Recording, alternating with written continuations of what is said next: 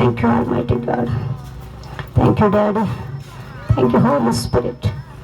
అయ్యా మీ ప్రియబడిన దగ్గరికి మీరు వచ్చారు అయ్యా. మరి మధ్యలో ఈ స్థలంలో మీ దూతల సైన్యాన్ని దింపినందుకు స్తోత్రం. బిడ్డలు ఎదుర్కొంటున్న వ్యతిరేకతలు, వారి అలసిపోయిన స్థితిని చూశారు. అలాగే మీ బిడ్డలుగా కొంతకాలము బ్రతికి వారి దేహాలను పాడు చేసుకుంటూ సాతానుతో సహవాసం చేస్తున్న అభాగ్యులైన వారు కూడా వీళ్ళు ఉన్నారు. నాయన దర్శించండి. దాటిపోవద్దు నా రాజా, దాటిపోవద్దు. ఒక్కొక్కరితో మరలా మీరు మాట్లాడి మహిమను పొందుకోమని, ఎక్కడెక్కడ అల్లరికి తావు లేకుండా, శత్రు క్రియలకు తావు లేకుండా, అపవాదికి వాడి సైన్యానికి వాడి దూతలకు యేసు నామములో ఆజ్ఞాపిస్తున్నాను. ఆ ఈ ప్రజల మీద, ఈ ప్రాంతం మీద అపవాది నీకు ఎంత మాత్రం అధికారం లేదు. ఈ స్థలం గురించి, ఈ దేవుని ప్రజల గురించి ఆజ్ఞాపిస్తున్నాను ఇప్పుడు యేసు నామములో. హల్లెలూయా. వారికి రావాల్సిన సహాయం అడ్డుకుంటున్నా సాతానా, యేసు నామములో నీ తంత్రాన్ని, క్రియలను ఇప్పుడే యేసు నామములో లయపరచబడుగాక. సమస్త మహిమ ఘనత ప్రభావం యేసు నామానికి చెల్లిస్తాం. యేసు నామములో ప్రార్థిస్తున్నాము తండ్రి. ఆమేన్, ఆమేన్, ఆమేన్. హల్లెలూయా. ఎంతమంది సంతోషం ఉన్నారు? తమ్ముడు, నీ దేవుడు ఏడంతల ఆత్మతో నింపి నీ జీవితాన్ని అనేకులకు ఆశీర్వాదకరంగా ఉన్నతమైన స్థానంలో దేవుడు నిన్ను నిలబెట్టునుగాక, నిలబెట్టబోతున్నాడు యేసు నామములో. హల్లెలూయా. ఇది కాదు నాయన నీ జీవితం. హల్లెలూయా. ఇంకొక జీవితం దేవుడు సిద్ధపరిచాడు. సిద్ధపరిచిన దానిలోకి నువ్వు ప్రవేశించుదుగాక ఈ రోజునే, ఇప్పుడే యేసు నామములో. హల్లెలూయా, హల్లెలూయా. సరే, గట్టిగా హల్లెలూయా చెప్తారా? ఇంకొకసారి చెప్తారా? ఇంక కొంచెంసేపు ఉంటే ఈ స్థలంలో మేముండం, మీరుండరు అమ్మా. మళ్ళా ఎప్పుడు దేవుడు సంవత్సరానికి ఒకసారి కదా ప్రార్థన కూడిక, మధ్య మధ్యలో అప్పుడప్పుడు వచ్చినా చుట్టం చూపేగా నేను, అవునా? సంవత్సరానికి ఒకసారి దేవుడు తన చిత్తంలో ఉన్నటువంటి అభిషక్తులను, దేవుని బిడ్డలను తీసుకొని వచ్చారు. ఈ రోజున ఇక్కడ కూడి ఉన్న వీళ్ళంతా ఎవరో తెలుసా? దేవుడి ఆత్మ చేత అభిషేకించబడిన వాళ్ళందరినీ రోజుని స్థలంలోనికి అడిగి పెట్టించాడు. హల్లెలూయా. ఒక్కరు కూడా మామూలు లేరు. ఈ తెల్లని వస్త్రాలు వేసుకున్న వారిని పరిశుద్ధాత్మ దేవుడు కొలువై ఉన్నారు. ఆయన ఆత్మ చేత నింపబడి వారికి ఇచ్చినటువంటి పరిచయలు ముందుకు కొనసాగుతున్నారు. ముఖ్యంగా సండే స్కూల్ ఎక్కువగా నడిపిస్తున్నాను. వీళ్ళని చూడగానే వాళ్ళకి ముచ్చటేసేసింది. ఓకేనా? కొద్దిసేపు వాక్యం వింటారా? కొంచెం సేపు దేవుడు మీ కొరకు ఏం చెప్పాలని సిద్ధపరిచి ఇక్కడ తీసుకొచ్చారు. కొంచెం సేపు, ఒక 15-20 నిమిషాల లోపు నేను ముగించాలని నేను అనుకుంటా ఉన్నాను. ఓకేనా?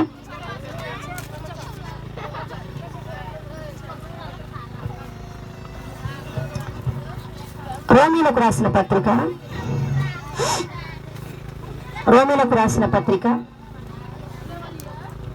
16వ అధ్యాయము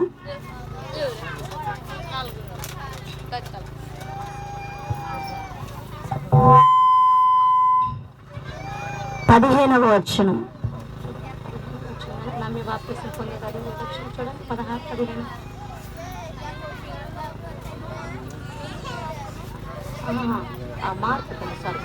మార్కు సువార్త 16వ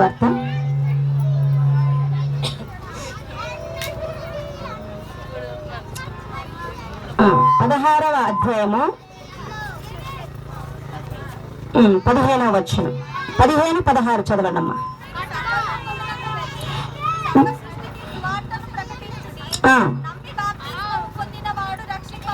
నమ్మి బాప్తిస్మము పొందినవాడు రక్షింపబడును, నమ్మని వానికి శిక్ష విధింపబడును. చిన్న ప్రార్థన. మహాపరిశుద్ధుడా, ఘనుడైన యేసయ్య, తను ఇప్పటి వరకు మీరు మాతో మాట్లాడారు అయ్యా, మా మధ్యలో సంచరిస్తూ ఉన్నారు. అందుని బట్టి మీకు కృతజ్ఞతలు తండ్రి. మరికొన్ని విషయాలు ప్రభు బిడ్డలతో మీరు పంచుకోనమని, మా అందరితో మాట్లాడి మహిమని పొందమని యేసే నామమున ప్రార్థిస్తున్నాను తండ్రి, ఆమేన్. పిల్లలు మాట్లాడకూడదు, ఎవరు మాట్లాడకూడదు. దేవుని వాక్యంలో ఇక్కడ ఏమని రాయబడిందో తెలుసా? నమ్మి బాప్తిస్మం పొందిన వాడు రక్షింపబడును, నమ్మని వానికి శిక్ష విధించబడును. దేనిని నమ్మి బాప్తిస్మం పొందాలి? బాప్తిస్మం పొందుట వలన ఏంటి ప్రయోజనం? నమ్మకపోతే, బాప్తిస్మం పొందకపోతే ఏంటి పరిణామం? అది ఈ రోజున దేవుడు మాట్లాడాలనుకున్నా. ఎప్పుడొచ్చినా దీవెనకరమైన మాటలు, గొప్ప గొప్ప సందేశాత్మకమైన మర్మయుక్తమైన మాటలు మీతో మాట్లాడారు. ఈ సంవత్సరము ఈరోజు కొంతమందితో దేవుడు ఎలా మాట్లాడాలి అనుకుంటున్నారంటే, గద్దిస్తున్నాడు, హెచ్చరిస్తున్నాడు, సమయం యొక్క ఉండదేమో అని చెప్తున్నాడు. ఈరోజు కొంచెం దేవుడు కఠినంగానే మాట్లాడాలి అనుకుంటున్నాడు. దేవుడు తను ప్రేమించిన వారిని ఏం చేస్తాడన్నది బైబిల్లో అమ్మా. ఇంకా తండ్రి ప్రేమించిన కుమారుణ్ణి ఏం చేస్తాడనుంది? గద్దిస్తాడు, ఇంకా శిక్షిస్తాడు కూడా. ఇప్పుడు మనందరూ పిల్లలు ఉన్నారు కదా, మన పిల్లలు తప్పు చేస్తే రే అటెళ్ళొద్దు, బురదలో పడతావు అని అన్నామనుకో, ఒక్కొక్క టింగిరోడు ఉంటాడుగా, టింగిరి పిల్ల టింగిరోళ్ళు ఉంటారు, మాట వినరు, తొందరగా వినరు, ఒక్కటేస్తే కానీ వినరు. వీళ్ళ గురించి చెప్తున్నాను అనుకోకండి, నాది అదే స్థితి. చిన్నప్పుడు కొడితేనే దారిలోకి వచ్చేదాన్ని నేను నా చిన్నప్పుడు. ఇప్పుడైతే మాట్లాడితే దారిలోకి వస్తున్నా. పెరిగాం కదా, పెద్ద అయ్యాం కదా, దెబ్బలతో పద్దాక పని ఉండకూడదు. అందుకని తండ్రి ఎవరినైతే ప్రేమిస్తాడో వాళ్ళు ఏం చేస్తాడు? గద్దిస్తాడు, అవసరమైతే శిక్షిస్తాడు. ఎందుకబ్బా? ప్రేమిస్తున్నాడు గనక. అరే అక్కడ బురదుందిరా, వెళితే బురదలో పడిపోతావు, దెబ్బలు తగులుతాయి, ఏమన్నా ఉంటే గాయాలు అవుతాయి, నువ్వు చండాలుగా కనపడతావు, నిన్ను అలా చూడలేను బాబు అని అది జరగకుండా ముందే ఆపడానికి ఆ తండ్రి ఏమంటాడో తెలుసా? నా నాన్న వట్టెళ్ళొద్దు. వీళ్ళుంటారు కొంతమంది పిల్లలు, తెలుసో తెలియక ఏం చేస్తారు? పట్టించుకోక ఏమైందిలే అని వెళ్తారు, పడిపోతారు, దెబ్బలు తాడు, మళ్ళీ ఏడ్చుకుంటే ఎక్కడికి వస్తారు? పక్కింటి వాళ్ళ డాడీ దగ్గరికి వెళ్తారా? మళ్ళా వాళ్ళ అమ్మ నాన్న దగ్గరికే వస్తారు. అప్పుడేం చేస్తారు? ఎరా నేను వెళ్ళొద్దు అని అంటే, వెళ్ళకుండా ఉంటే ఈ దెబ్బలు తగిలేవి కాదు కదా, ఈ కన్నీరు కాచాల్సిన అవసరం ఉండేది కాదు కదా, ఈ గాయాలు పాలయ్యేవాడు కాదు కదా, నేను చెప్పినప్పుడే వింటే. హల్లెలూయా. చూడు, పండించుకున్నావు, ఆ శిక్ష దెబ్బలు నీ అంతటి నువ్వు తెచ్చుకున్నవి. కొన్నిసార్లు దేవుడు ఏం చేస్తారనంటే, తన నామము మహిమపరచబడడం కొరకు, మన ఘనత నిమిత్తం కొరకు కూడా కొన్ని గాయాలు, కొన్ని శ్రమలు, కొన్ని పరిస్థితులు అనుమతిస్తాడు. అబ్బా, అది చాలా మంచిది. ఎందుకంటే వాటి ప్రతిఫలంగా ఒక దినాన వాటి ఘనతను ధరించుకుంటాం ఖచ్చితంగా. అలా కాకుండా ఒరే వద్దురా అంటూ వాక్యానికి విరుద్ధంగా, దేవుడి ఆజ్ఞలకు విరుద్ధంగా, శాతానికి లోబడి వద్దు అని చెప్తున్నా చేస్తే ఏం జరుగుతుంది అని అంటే, గద్దిస్తాడు. ఆ గద్దింపే శిక్ష అని అర్థం చేసుకోవాలి. హల్లెలూయా కదా, ఆ గద్దింపే శిక్ష. కానీ మరణానికి అప్పగించిన అంటున్నాడు ఆయన. ఎంత ప్రేమ కలిగిన దేవుడు చూడండి. మనం ఏమంటాం? అరే నా మాట ఎంటలేదు, నువ్వు చావురా, ఏదో కోపం అంటాం, కానీ అడికి ఏదన్నా గాయమైతే వాడి కళ్ళలో నీళ్ళ కంటే తల్లిదండ్రుల కళ్ళలో నీళ్ళు వచ్చేస్తాయి కదా.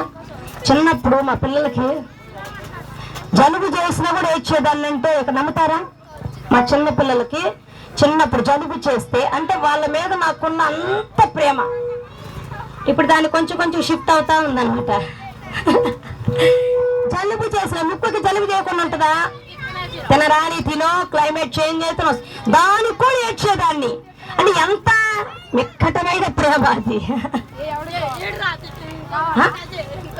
దేవుడు అంతకంటే ఎక్కువగా ప్రేమిస్తున్నాడు గనక తండ్రి అయిన దేవునికి ఒకే ఒక కుమారుడు, అద్వితీయ కుమారుడు, అల్లారుముద్దుగా పెంచుకున్నవాడు, ఇంకెవరు లేరు ఆయనకి, ఏకైక కుమారుడు నా యేసయ్య. కుమారుడా, అదిగో నా పోలికలో చేసుకున్న వాళ్ళు లేరు, తెలిసి తప్పులు చేసేస్తున్నారు.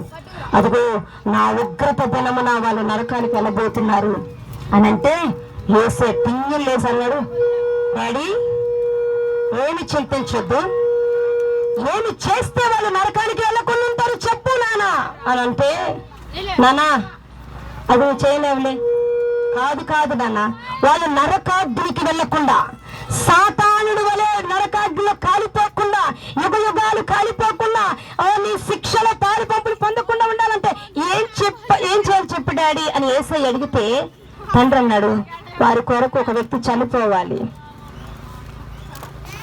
వెంటనే యేసయ్య అన్నాడు, వాళ్ళ కొరకు నేను చచ్చిపోతాను, నేనొక్కని చనిపోవటం వలన ఇదిగో ఈ భూమి మీద ఉన్నటువంటి నీ చిత్తంలో ఉన్న వాళ్ళందరూ తెలిసి తప్పిపోతున్న వారితో సహా, తెలియక తప్పులు చేస్తూ నరకానికి చేరువవుతున్న వారితో సహా రక్షించబడతారు దీని ద్వారా అనంటే, నేను మరణించడానికి రెడీ అనంటే అది తండ్రితో నిబంధన చేసుకున్నారు. తండ్రి కూడా శబాష్ కుమారుడా, నువ్వు వెళ్ళు నాయనా అని తన సొంత కుమారుడు మన కొరకు బలిగా ఇవ్వడానికి సిద్ధపడిన తండ్రి యేసయ్యను ఎక్కువ ప్రేమిస్తున్నాడా, మనల్ని ఎక్కువ ప్రేమిస్తున్నాడా? ఇంకొక మాట, యేసయ్యను ఎలా ప్రేమిస్తున్నాడో మనల్ని కూడా అలాగే ప్రేమిస్తున్నాడు. ఎక్కువ తక్కువ అని చెప్పడానికి ఏం లేదు. యేసయ్యను ఎంతగా ప్రేమిస్తున్నాడు, ఒకే ఒక కొడుకుంటే అబ్బో అమ్మో వాడికి ఏమన్నా అయితే నాకేముండదు అనుకొని ఎంత బాధపడిపోతారు. ఒక్క కొడుకు ఒక్క కూతురు ఉంటే. ఎక్కువ మంది ఉంటే కాస్త కొంచెం ఫ్రీగానే ఉంటారు పేరెంట్స్. ఒక్క అమ్మాయి ఒక అబ్బాయి కనుకుంటే వాడి మీద ప్రాణాలన్నీ పెట్టేసుకుంటారు. వాడికి ఏదన్నా అయిపోతే వీళ్ళకి అయిపోయినట్టే. ఎందుకు వాడికి ఏదన్నా అయ్యి కనుక ఏదన్నా అయిందనుకో ఏం జరిగిద్ది, వాళ్ళు ఎవ్వరు లేని అనాథులు అవుతారని. అందుకని ఏం చేస్తారమ్మా, ఏం చేస్తారు, అంతగా ప్రేమిస్తారు. యేసయ్యను తండ్రి అంతగా ప్రేమిస్తే మనల్ని కూడా అలాగే ప్రేమించాడు. అది రుజువు చేయడానికి తన ఏకైక కుమారుని మన కొరకు శిక్షించడానికి, మన కొరకు పాపముగా చేయడానికి, మన కొరకు శాపగ్రస్తులుగా మారడానికి, మన కొరకు మండుటండలో నలిగిపోవడానికి, మరణించడానికి అప్పగించేశాడు. శత్రువులకు అప్పగించేశాడు, సాతానికి అప్పగించేశాడు. మనము శత్రువుల చేతిలో నుంచి విడిపించబడాలని. వీటన్నిటి కారణము నరకం నుండి తప్పించడానికి, పరలోకం వెళ్ళడానికి దేవుడు ఎంత గొప్ప కార్యం చేశాడు. పరలోకం ఎలా ఉంటుందో తెలుసా, ఇక్కడ ఉన్నట్టుగా 70, 80, 100 సంవత్సరాలు కాదు, యుగ యుగాలు. ఎవరితో? దేవునితో సహవాసము.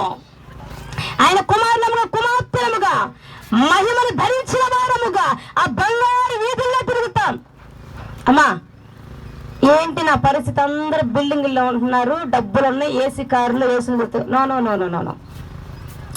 నాకు ఈ సందర్భం ధనవంతుడు లాజరు గుర్తేస్తున్నాడు. మరి ధనవంతుడికి అన్నీ ఉన్నాయి అబ్బా, కానీ యేసయ్యను నమ్మల. లాజరుకి కూడా అన్నీ ఉన్నాయి, ఏముంది, కురుపులు ఉన్నాయి, పేదరికం ఉంది, అట్లాంటివి. అమ్మా దీన స్థితిలో లాజరు ఉన్నాడు. ఈ భూమి మీద ధనవంతుడికున్న సౌకర్యాలు లాజరుకు లేవు, కానీ లాజరు మాత్రం ఒకే ఒక ధనవంతుణ్ణి కలిగి ఉన్నాడు. యేసయ్యను నమ్మాడు, యేసయ్యను విశ్వసించాడు. యేసయ్యను విశ్వసిస్తేనే ధనవంతులం మనం. యేసయ్యను విశ్వసించిన వారు, యేసును నమ్మిన వారు ఈ లోకంలో శ్రీమంతులు, ధనవంతులు. ఆ ఫీలింగ్ మనకు వచ్చేయాలి. ఒక ఉద్యోగం ఉంటేనే కాదు, ఒక పెళ్లి అయితేనే కాదు, ధనం ఉంటేనే కాదు, ఓ లగ్జరియస్ లైఫ్ ఉంటేనే కాదు, నువ్వు యేసును నమ్మావా, యేసుని హృదయంలో ఉన్నాడా, నువ్వు ధనవంతురాలవే. ఎందుకంటే ఇది తాత్కాలికమైన జీవితము, రేపు నువ్వు హోందాగా అక్కడ జీవించబోతున్నావు. హల్లెలూయా. ధనవంతుడికి అన్నీ ఉన్నాయి, తాత్కాలికంగా బ్రతకటానికి అన్నీ ఉన్నాయి, ఉండాల్సింది లేదు. దిక్కుమాలోడు ధనవంతుడు అంటాను నేను.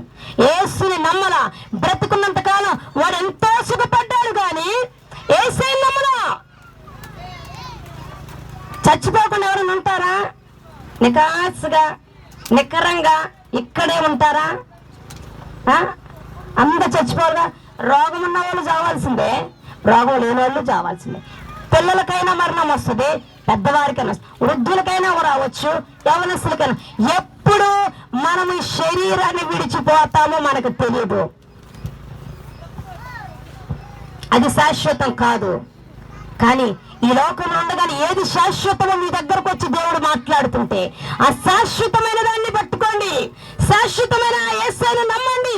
ఇక్కడ నమ్మితే అక్కడికి వెళ్తారు అనే సత్యం తెలుసుకోండి. హల్లెలూయా. అర్థమైందా? సో ఇంతకీ ఎవరిని నమ్మాలి? నమ్మితే ఏం జరుగుతుందంటే యేసు క్రీస్తు ప్రభువే దేవుడు అని నమ్మాలి.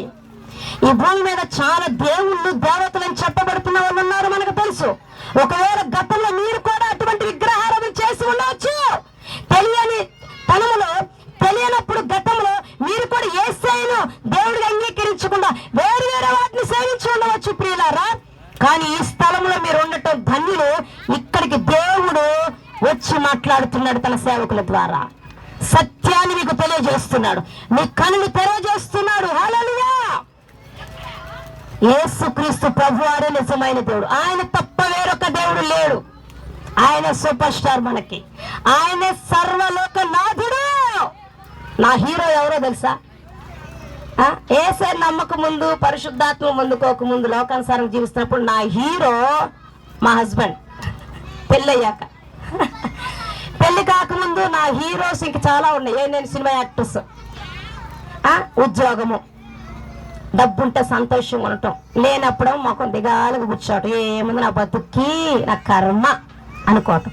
ఎప్పుడైతే పరిశుద్ధాత్మ దేవుడు నన్ను ఆకర్షించుకున్నాడో అక్కడి నుంచి ఏమున్నా లేకున్నా, ఏం పాట మరి, ఏ స్థితిలో నేనున్నా, ఏ చోట నేనున్నా, ఏ సమయమందైనా, ఏమున్నా లేకున్నా,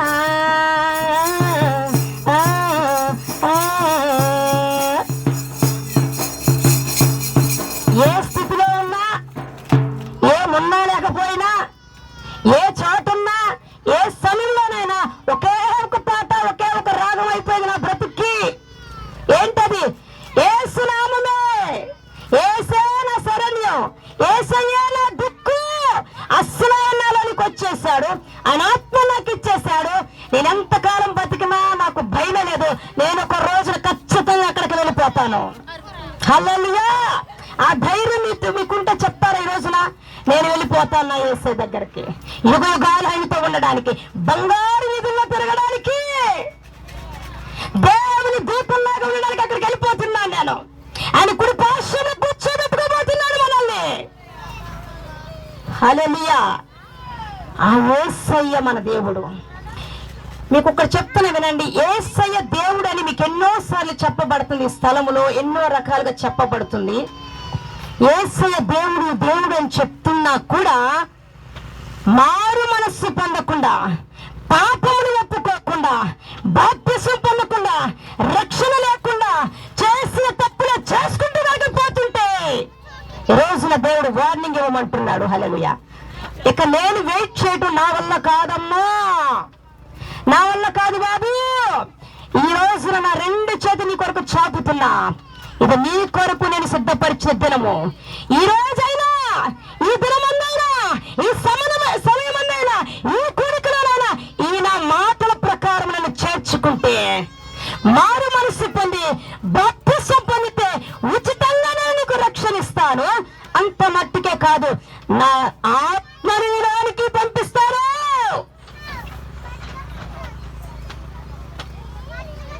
యేసు దేవుడని ఎంతమంది అంగీకరిస్తున్నారు ఇక్కడ?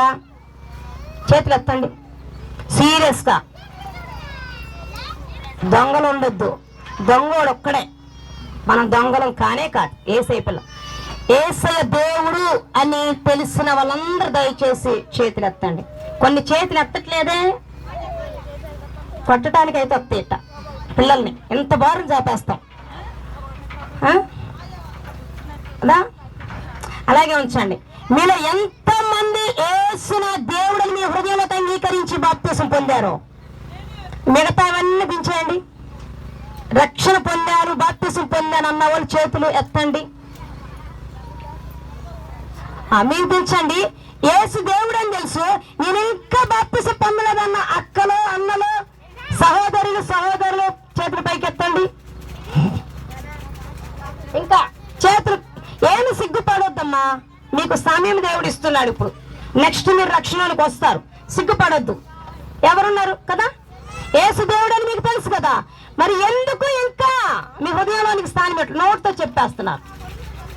మేము క్రైస్తవం అంటారు, క్రీస్తు ఉండడు, బాప్తిసం ఉండదు.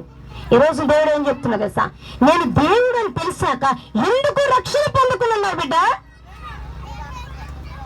నేనే దేవుడని గుర్తుపట్టేశావు, ఎందుకు బాప్తిసానికి ఆలస్యం చేస్తున్నావు? అంటే నేను దేవుడు కాదా నీకు ఇంకా డౌట్ ఉందా?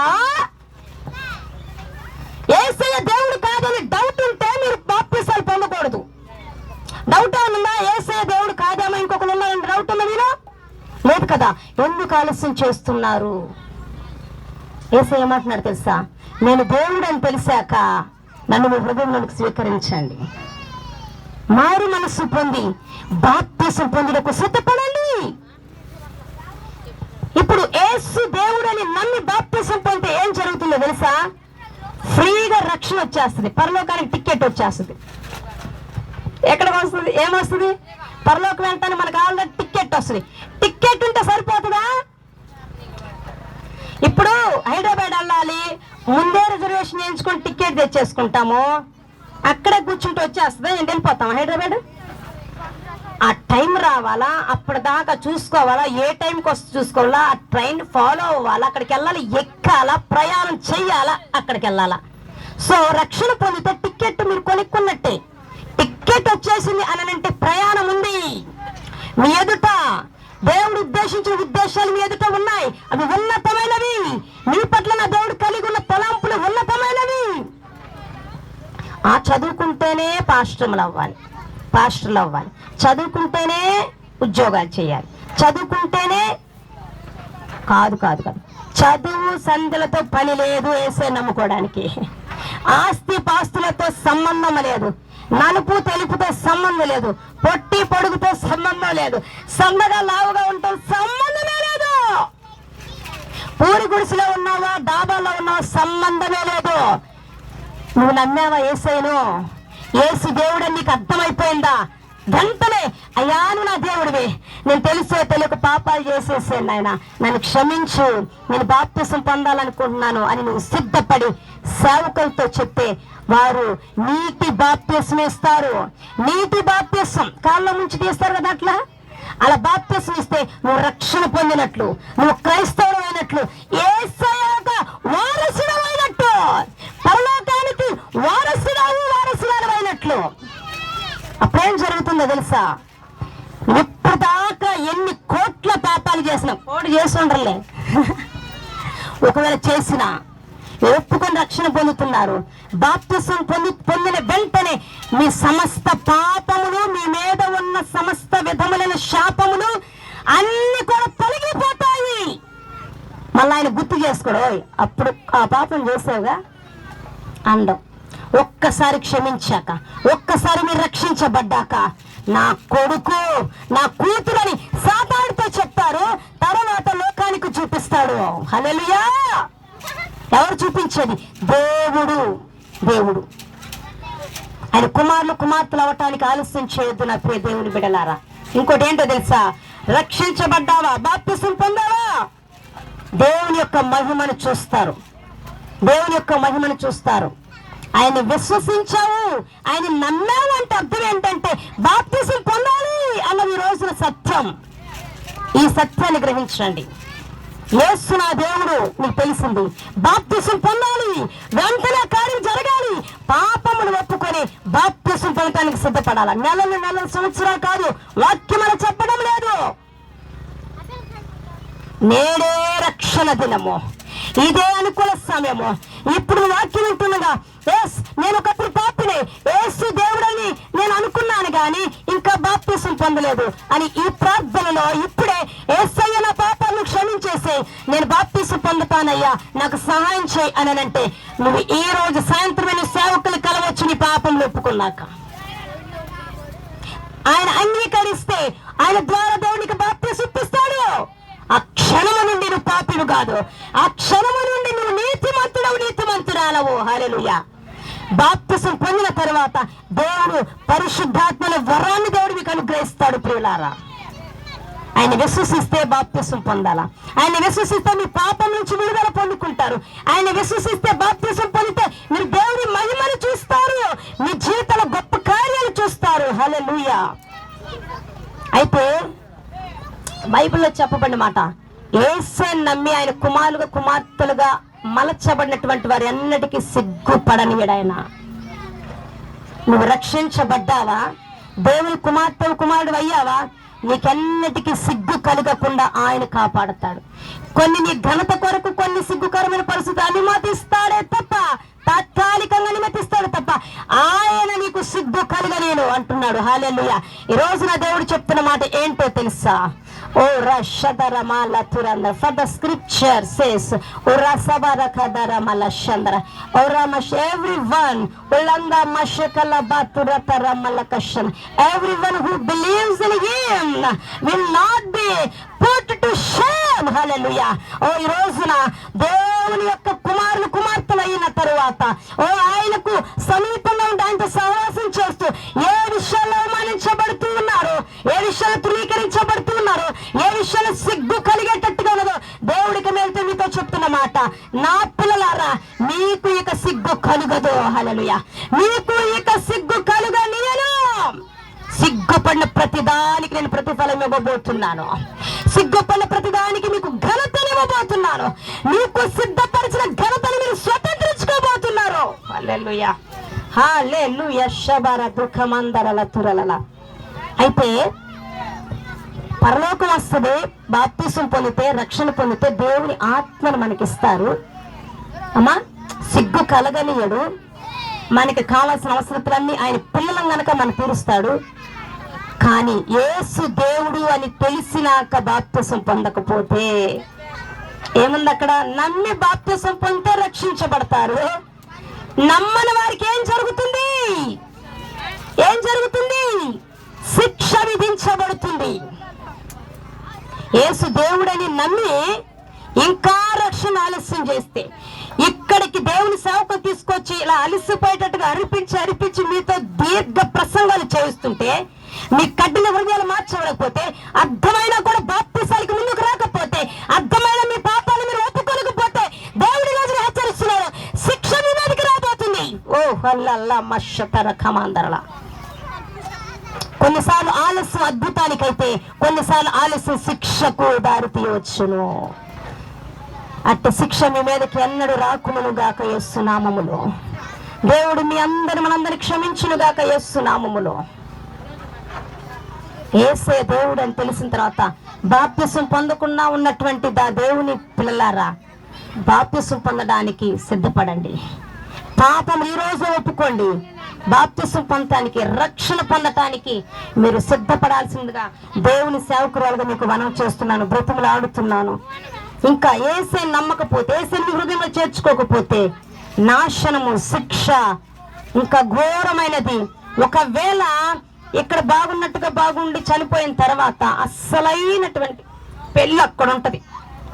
పెళ్ళంటే పలావు, ఇంకేంటో పెడతారు, స్వీట్స్ అన్ని పెడతారు కదా. ఎక్కడైతే పెళ్ళి అయితే చనిపోయిన తర్వాత యేసు నమ్మని వాళ్ళకి, రక్షించబడిన వాళ్ళకి ఇంకో పెళ్ళి ఉంది అక్కడ. ఆ పెళ్ళి ఎలా ఉంటుందో తెలుసా? ఆ పెళ్లి పేరు ఉగ్రత, నరకాగ్ని. నువ్వు నమ్మితే ఉచితంగా రక్షణ వస్తుంది, నిన్ను కాపాడుతాడు, నీకు సహాయం చేస్తాడు, నిన్ను ఉన్నతమైన స్థితిలో నిలబెడతాడు, నీ సిగ్గు కలిగనీడు. అంతేకాదు, నువ్వెన్నడు కని విని ఎరుగినటువంటి పరలోకాన్ని నీకు ఇచ్చేస్తాడు, అక్కడే నువ్వు నివసిస్తావు. నమ్మలేదా చెప్పినా ఏం జరుగుతుంది తెలుసా? ఇక్కడ నమ్మనందుకు కొంతమందికి శిక్ష విధిస్తాడు. ఒకవేళ ఇక్కడ బాగా బతికేమని ధనవంతుల్లాగా బాగా డాన్స్ చేసుకుంటుండి అన్ని అనుభవించి చచ్చారనుకో, మరణం వచ్చేసిందనుకో, ఆ తదుపరే ఉంటది. చచ్చిపోయిన మరుక్షణంలో ధనవంతుడు ఎక్కడికి వెళ్ళి కూర్చున్నాడు? స్విమ్మింగ్ పూల్లో కదా. స్విమ్మింగ్ పూల్లో జలకాలు ఆడుతున్నాడు ధనవంతుడు.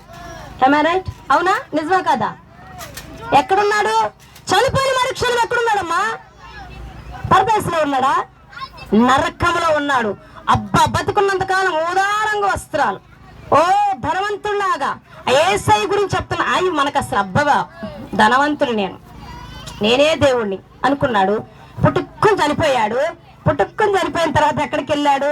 పుట్టుక్కుని నరకంలోకి వెళ్ళిపోయాడు డైరెక్ట్గా. వెళ్ళిపోయిన దగ్గర నుంచి అబ్బా ఎలా ఉందో తెలుసా? అమ్మో, ఈ నరకం నాకొద్దు, ఈ అగ్ని నాకొద్దు, నేను ఇక్కడ తాళలేకపోతున్నా. ఎందుకు? అగ్ని ఆరదు, పురుగు చావు. మరి తెలిసిన వాళ్ళు ఎందుకు ఇంకా బాప్తీసాన్ని సిద్ధపడట్లా? ఇది తెలిసిన వాళ్ళు ఎందుకు హృదయపూర్వకంగా యేసుని హృదయంలోకి స్వీకరించడం లేదు? అన్ని తెలిసి ఎందుకు దేవుని ఉగ్రతకు తాగిస్తున్నారు మీరు? కాలిపోతున్నాడు. అప్పుడు గుర్తొచ్చాడు. భూమి మీద ఉండి పేదవాడుగా తనింటెదిరే బలహీనుడుగా ఉన్నటువంటి లాజరు అప్పుడు గుర్తురాల. నరకులు గాలుతున్నప్పుడు నీతిమంతుడు లాజరు గుర్తొచ్చాడు. లాజరు హాయిగా అక్కడ ఉన్నాడు, ఇక్కడేం లేకపోవచ్చు. అబ్బా, అబ్రహాము రొమ్మున హాయిగా విశ్రాంతి తీసుకున్నాడు. దజ్జాగా హోందాగా ఉన్నాడు, రాకుమారులాగా. ఈడం దిక్కుమానులాగా ఉన్నాడు నరకంలో. లాజరు ఒక బాటిల్ తీసుకొచ్చి నీళ్లు తట్టుకోలేకపోతున్నాను అన్నాడా? ఎన్ని నీళ్లు తీసుకురమ్మన్నాడు చెప్పండి? ఇదంటే మనం అనుకున్నట్టు కాదు. నీ చిట్టిక్కిన వేలితో నాకు ఒక్క బొట్టు నీళ్ళు ఇవ్వయ్యా. ఒక్క బొట్టు ఆ నరకం వాడికి సరిపోయిద్దా? అంటే అక్కడ బాధ, అక్కడ శిక్ష, అక్కడ ఉగ్రత. ఒక్క డ్రాప్, ఇట్లా కొంచెం నీళ్ళు ఇట్లా నా నాలుగు కంటితో చాలు, లేకపోతే నేను అల్లాడిపోతున్నా. చచ్చినా బాగుండు, చావు రావట్లేదు అబ్బాయి. ఎందుకంటే అక్కడ మరణం లేదు, అగ్ని ఆరదు, పురుగు చావదు. నమ్మి బాప్తిసం పొందితేనేమో అక్కడ పరలోక యుగయుగాలు యేసయ్యతో రాజభోగము, రాజవీధుల్లో నమ్మి ఆ యేసు దేవుడని తెలిసి నమ్మకుండా ఇక్కడ తైతెక్కలాడి చనిపోయి నరకానికి వెళితే యుగయుగాలు శిక్ష. కాల్తులుండాలా, నీటి బొట్టు కూడా దొరకదు. మరి చచ్చిపోయేటప్పుడు ప్యాకింగ్ చేసుకొని రావాల్సిన ధనవంతుడు వాటర్ని, ఫ్రిడ్జ్ వాటర్ని. చచ్చిన తర్వాత సంపద మొత్తం వదిలేసి వెళ్ళాలి. మీరెంత భాగ్యవంతులు. అసంగర్స్ ఆపమని చెప్పండి కాకుండా. అర్థమవుతుందా? అది లేదు ఇది లేదని మీరు బాధపడొచ్చా? యేసుని కలిగి ఉన్నందుకు సంతోషించండి అమ్మా. అన్నీ కలిగి ఉన్న వాళ్ళు నాశనం అయిపోతున్నారు, వ్యసనాలతో నాశనం అయిపోతున్నారు, నరకానికి చేరువవుతున్నారు. కొంతమందికి ఒక స్థితి అనుమతిస్తే ఆ స్థితిలో దేవుని వద్దకు వస్తారని తెలుసు. దేవుడు వారికి సమీపంగా కూడా ఉంటాడు. మీకు దేవుడు ఎంత సమీపంగా ఉన్నాడో మీరు అది గ్రహిస్తున్నారా? అర్థమవుతుందా? మీ వద్దకు వచ్చి మాట్లాడుతున్నాడంటే మీ మీద ఎంత ప్రేమో ఆయనకి. నీ భర్త ప్రేమించకపోవచ్చు, నీ పిల్లలు ప్రేమించకపోవచ్చు, నీ భార్య ప్రేమించకపోవచ్చు, నీ బంధువులు ప్రేమించకపోవచ్చు, అని తృణీకరించవచ్చు. కానీ కోటి రెట్లు వేసే నిన్ను నన్ను మనల్ని ప్రేమిస్తున్నాడు. నిస్వార్థమైన ప్రేమతో మనం ప్రేమిస్తున్నాడు. ఇప్పుడు చెప్పండి, యేసు దేవుడు అని తెలిసిన తర్వాత దేవుడు ఒక్కటే చెప్తున్నాడు, వీళ్ళందరికీ నేను దేవుడని బాగా తెలుసమ్మా, వీళ్ళందరికీ నేను దేవుడని తెలుసు, ఎప్పటి నుంచో చెప్తున్నా. కానీ కొందరు ఇంకా నేను దేవుడు కాదన్నట్టు నన్ను దూరంగా పెడుతున్నారు, హృదయంలోకి రానివ్వట్లా. కానీ వాళ్ళకు తెలియట్లా, నరకం కాచుకొని ఉంది. ఎప్పుడు మరణిస్తామో తెలుసా? నేను ఎప్పుడు చచ్చిపోతాను నాకు తెలిస్తే మొత్తం వీళ్ళ ఏమేమో మొత్తం అంత డైరీ రాసేసుకొని చేసేద్దును దేవుని కొరకైనా ఏదైనా. మీకు కూడా మీకు ఏదైనా తెలిసిందనుకో, మనకు తెలియదు కదా. మరణించేలోపు ఏం చేయాలి? ముఖ్యమైనది ఏంటి? అది ఇది సంపాదించుకోవటం కాదు, యేసుని అంగీకరించాలా, రక్షణ పొందాలా, పరలోకాన్ని సంపాదించుకోవాలా. అదే మన ధైర్యం. కాబట్టి నా ప్రియ దేవుని బిడ్డలారా, తెలిసి మీరు ఉగ్రతకు గురవుతున్నారంట. ఉగ్రత పాలవడానికి కాదు దేవుడు మనల్ని సృష్టించింది. ఉగ్రతలో ఉండాల్సిన సాతాను వాడు దూతలు కదా, ఉగ్రతలో ఉండాల్సిన గుంపు వేరేది ఉన్నది. మీరు ఉగ్రతకు వెళ్ళాల్సిన కాదు, మీరు పరలోకానికి వెళ్ళాల్సిన గుంపులో ఉన్నారమ్మా. ఇది తెలిసి ఎందుకు మీరు శిక్షకు అనుమతిస్తున్నారు? ఇది తెలిసి ఎందుకు దేవునికి దూరం అవుతున్నారు? రాలేకపోతున్నారు. ఇది తెలిసేందుకు రక్షణలోనికి రాలేకపోతున్నారు. ఈరోజు ఆలోచించండి. ఈ రోజున దేవుని సన్నిధిలో మొరపెట్టండి, నా పాపాలు క్షమించు నాయన. అయ్యా నేను బాప్తిసం పొందుతానని సిద్ధపరచు, నీ సేవకుని సిద్ధపరచయ్యా అని అడగండి. సో యేసుక్రీస్తు దేవుడు అని తెలిసాక కూడా ఆయన నమ్మకపోతే శిక్ష. యేసు నమ్మితే మన జీవితంలో, నీ జీవితంలో అమ్మా దేవుడు నీకు అసాధ్యము అనుకున్నవన్నీ చేసేస్తాడు. అసలు మీరు ఈ స్థలంలో ఉండబోవట్లా. పోయిన సంవత్సరం అక్కడ ఉన్నారు కదా, అక్కడ స్థలం బాగుందా, ఇక్కడ బాగుందా చెప్పండి? అక్కడ ఉన్నప్పుడు బాగుందా? చెత్తకు పక్క నుండి ఈగలుండి ఈగల్లో కూర్చొని తింటే బాగుందా? ఇక్కడికి వచ్చి ఒక్క ఈగ అనపట్ల తరివేసేది దెబ్బకి.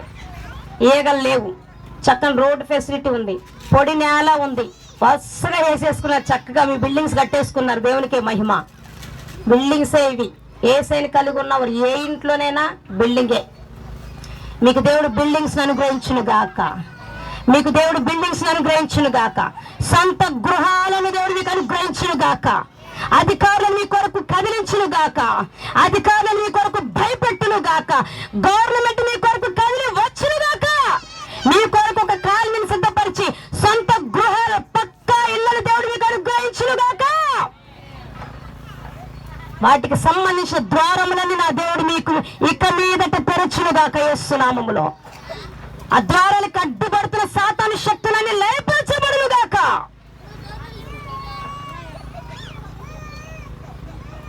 ఇంకొక మాట చెప్పి నేను ముగిస్తాను.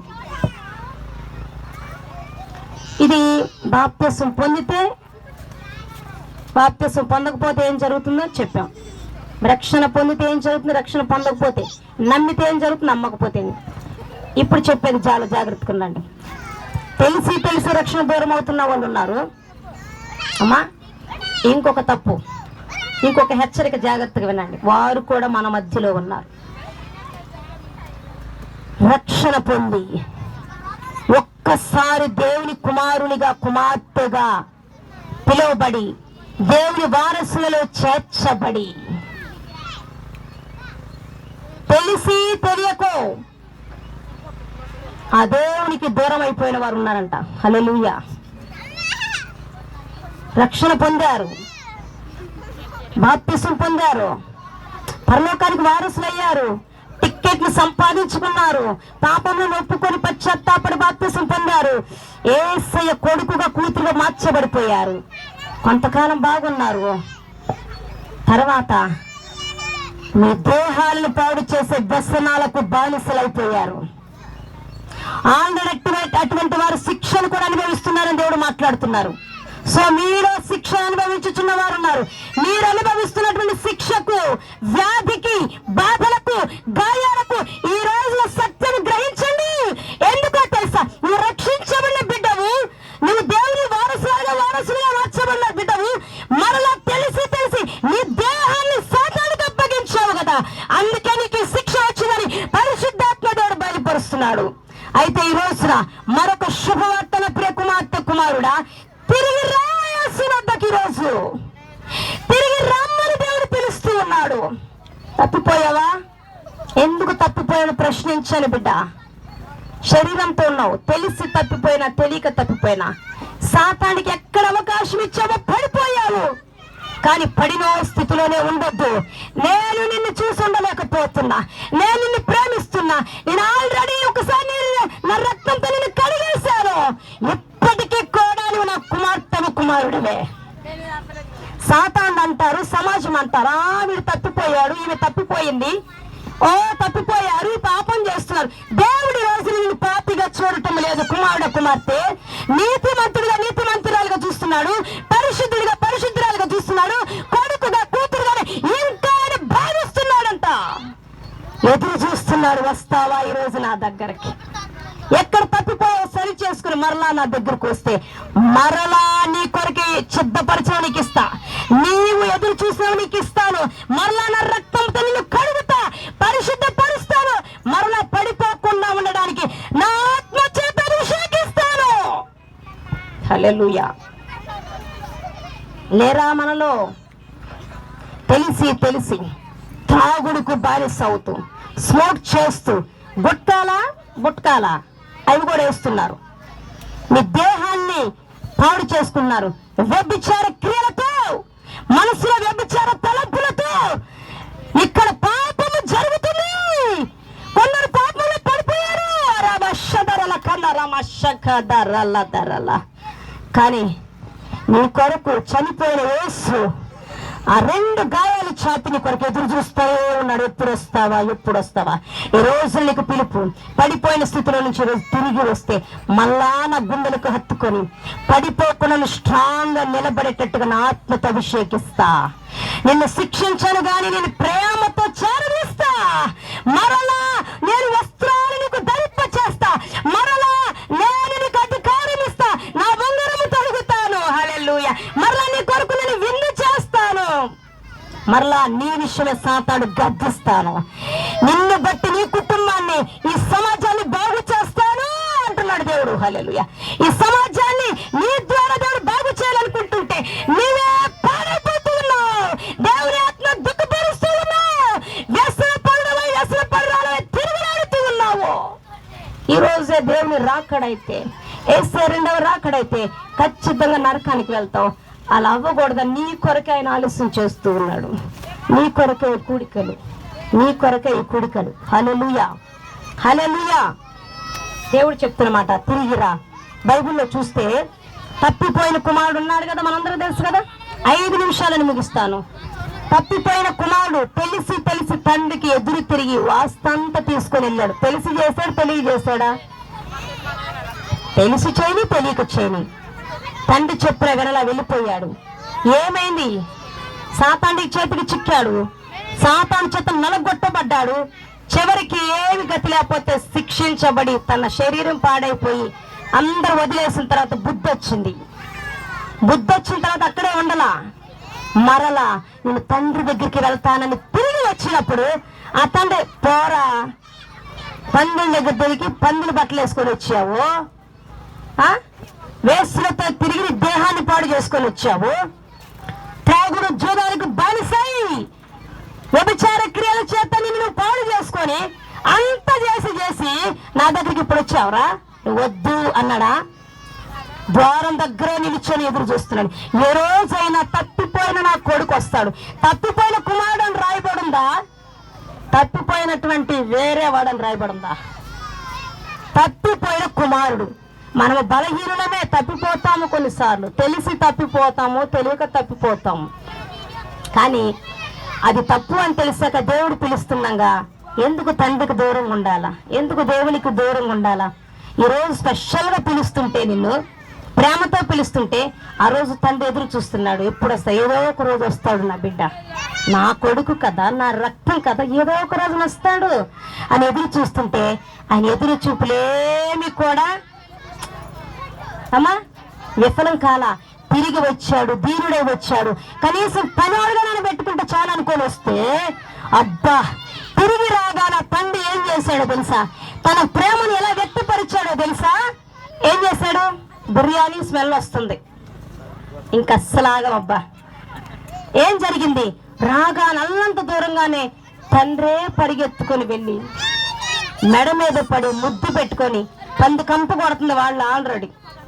ఎన్ని రోజులైందో స్నానం చేసి, ఎంత దిగులుతో ఉన్నాడో, వేశ్యలతో తిరిగి ఉన్నాడు, ధనమంతా పాడు చేసుకొని ఉన్నాడు, త్రాగుబోతులతో జూదాలతో తిరిగి మొత్తం పాడు చేసుకుంటే ఏం జరిగిందో తెలుసా అమ్మా? అయినా అత్త రాగానే అవన్నీ పట్టించుకోవాలా, నాకు వస్తే చాలు నా కొడుకు అనుకున్నాడు. మెడ మీద పడి ముద్దు పెట్టేసుకొని తన పరిచారకులు పిలిచి, విందు చేయండి, నా కొడుకు వచ్చాడు, ఈ ఇంటి వారసుడు వచ్చాడు, హీరో వచ్చాడు, నా తర్వాత హీరో వచ్చేసాడు, విందు చెయ్యండి అన్నాడు. ఉంగరం తొడిగాడు, వస్త్రాలు ధరించాడు, చెప్పులు ఇచ్చాడు. తన హోదా ఏమాత్రం తగ్గర. తిరిగి వచ్చిన తర్వాత ఈ రోజున తప్పిపోయిన కుమారుడా, తిరిగి తండ్రి యొద్దకు గనక నువ్వు రాగలిగితే, సిగ్గుపడకుండా, మోమాడు పడకుండా, నేను ఆల్రెడీ చెడిపోయానని తలంపులు మీలో సాతానుగా పెడితే పట్టించుకోవద్దు. 2 చేతులు నీ కొరకు ప్రాణం పెట్టిన యేసు చాపి పిలుస్తుండగా వచ్చేయండి ఆయన కవిగిల్లోనికి. ఆయన మిమ్మల్ని ముద్దు పెట్టుకుని తన ఆత్మతో అభిషేకించి తను మీ పట్ల కలిగిన ఉన్నతమైన ప్రణాళికను నెరవేర్చడానికి ఇప్పటికీ సిద్ధంగా ఉన్నాడు. మీ పట్ల కలిగిన ప్రణాళిక ఆయన ఇంకా పక్కన పెట్టలేదు. పక్కన పెట్టేలా తిరిగి రండి, మీకు ఇవ్వాల్సిన అధికారాలు ఇవ్వబోతున్నాడు. మీ ద్వారా చేయాల్సిన కార్యాలు చూపించబోతున్నాడు. మీరు ఎవరో లోకానికి చూపించబోతూ ఉన్నాడు. కాబట్టి నా ప్రియ దేవుని బిడ్డలారా, రక్షణ పొందటానికి, పాపం ఒప్పుకోవడానికి ఆలస్యం చేయొద్దు. బాప్తిసం పొందండి. రెండవదిగా, రక్షించబడి తప్పిపోయారా? తెలిసిపోని తెలియకపోని బలహీనులము. సో ఈ రోజు రమ్మని ఆయనే పిలుస్తుండగా నేను రానులే ప్రభు అన్నావా? ఏ రోజు మరణమో, ఏ రోజు శిక్ష, ఏ రోజు ఎత్తబడి ఏడకెళ్తావు? ఎత్తబడతావులే భూమి మీద నుంచి. ఎక్కడికి వెళ్తావు? నరకాగ్నిలో. ఇది గ్రహించండి. దేవుడు పిలుస్తూ ఉండగా మీ పాపాలు ఒప్పుకోండి. కొంచెంసేపు దేవుని సందు గలుపుదామా? ఒక 5 నిమిషాలు మోకరించండి. తెలుసో తెలియకో అయ్యా తప్పిపోయాము, క్షమించండి ప్రభువా, క్షమించండి ప్రభా. అయ్యా నువ్వే దేవుడు అని ఎన్నోసార్లు నీ సేవకుల చేత చెప్పిస్తుంటే నేను రక్షణకు ఆలస్యం చేస్తున్నానయ్యా. ఆ విలువ నాకు తెలియలేదు ప్రభువా. అయ్యా నేను నరకానికి వెళ్ళను, నాకు ఉగ్రతొద్దు, అలాగే నన్ను కొట్టొద్దయ్యా, నన్ను గద్దించొద్దయ్యా, నన్ను శిక్షించొద్దు ప్రభువా. నువ్వు కొడితే నేను తట్టుకోలేను నాయన. నా తండ్రి నన్ను క్షమించు అయ్యా, నా పాపాలు క్షమించని ఎక్కడున్న ప్రతి ఒక్కరు రక్షణ ఆలస్యం చేస్తున్న వారు అడుగుతారా? యేసయ్య పాదాల సన్నిధిలో అడుగుతారా? నన్ను క్షమించండి అయ్యా. అయ్యా నేను బాప్తిసం పొందుతాను, నన్ను క్షమించండి, క్షమించండి, క్షమించండి. అలాగే తప్పిపోయినటువంటి వారు, తెలిసి తెలియక తప్పిపోయినా, ఏ వ్యసనాలతోనూ పడిపోయినా, సాతాను చేత మోసగించబడినా, దేవుడిని గురించి ఏమీ తప్పుగా అనుకోవట్లేదు. తిరిగి వస్తే తన అధికారముతో దేవుడిని విజయోత్సవంతో ఊరేగించడానికి చూస్తున్నాడు. హల్లెలూయా, హల్లెలూయా. మరణానికి వస్త్రాలు, మరణానికి అధికారం, మరణాని కొరకు విందు సిద్ధపరుస్తున్నాడు ఆయన. నీ పట్ల దేవుని ప్రణాళిక నెరవేర్చడానికి ఆయన ఎప్పటికీ ఉత్సాహంతో ఉన్నాడు. ఆతృతగా మీ కొరకు ఎదురు చూస్తున్నాడు. ఈ మాటలు చెవిని పడి కూడా నిర్లక్ష్యం చేసావా? ఈరోజు హెచ్చరిక, ఈరోజు నీకు గద్దింపు. ఏమి జరుగుతుంది? ఏమి జరుగుతుంది? ఎన్నిసార్లు గద్దించినా తిరగని వానికి హఠాత్తుగా ఏమొస్తుంది నేను చెప్పను. శిక్ష రావచ్చును. అట్టి శిక్ష మీ మీదకి రాకూడదని దేవుడు హెచ్చరిస్తూ ఉండగా ప్రభువా నన్ను క్షమించు, తప్పిపోయానయ్యా, తప్పిపోయిన కుమారుడు వల్లే నన్ను చేర్చుకోవా, నాతో మాట్లాడవా నాయనా, నాయనా మరలా నీ రక్తంతో నన్ను కడుగు ప్రభువా. స్తోత్రం, స్తోత్రం, స్తోత్రం, స్తోత్రం, స్తోత్రం. హల్లెలూయా, హల్లెలూయా. దేవుడి మాటలు మనందరి హృదయాల్లో నూరంతలుగా ఫలింపచేయునుగాక. ఆమేన్.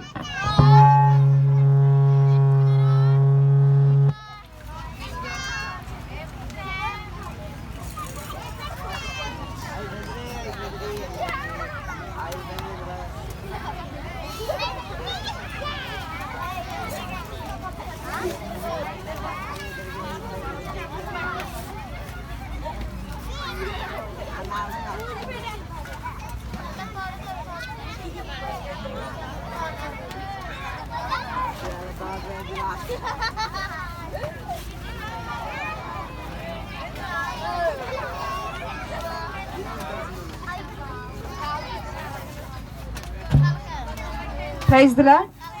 ఇప్పుడు మన మధ్యలో ఉన్నటువంటి